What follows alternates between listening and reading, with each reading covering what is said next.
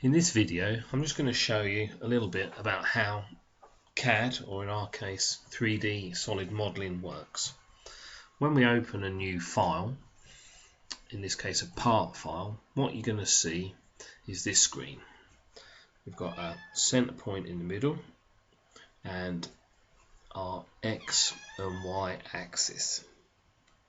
Okay, I'm just going to come out of here for a moment. Okay, and I'm going to open the little plus sign to show me what's underneath this origins. Okay, just like our graphs in maths, we have an X, a Y, and because we're working in 3D, Z axis.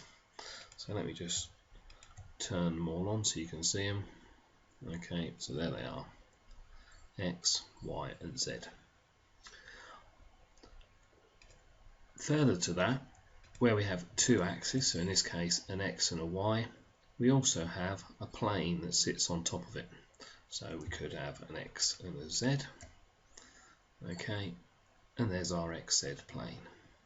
And then also our YZ axis has a YZ plane. If you remember back when we created our options, we ticked a box called create a new sketch on an XY plane.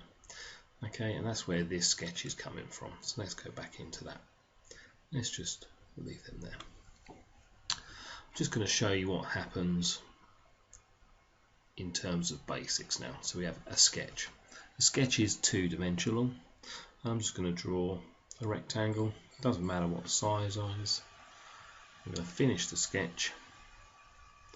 And now I'm going to turn this 2D sketch into a 3D object.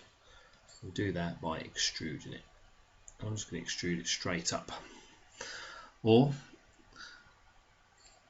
I could extrude it down, or I could extrude it half up, half down, or I could extrude it a different amount up and down. In this case, I'm just going to go straight up.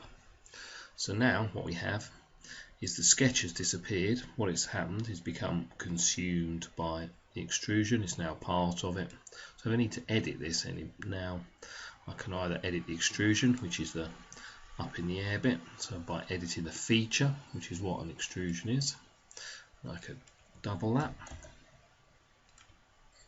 Or if I wanted to change the rectangular shape, I can double click the sketch or click edit sketch, and I could move it or dimension it, and then when I finish, it updates. So they're just the basics again. We have a 2D sketch which we turn into a 3D feature.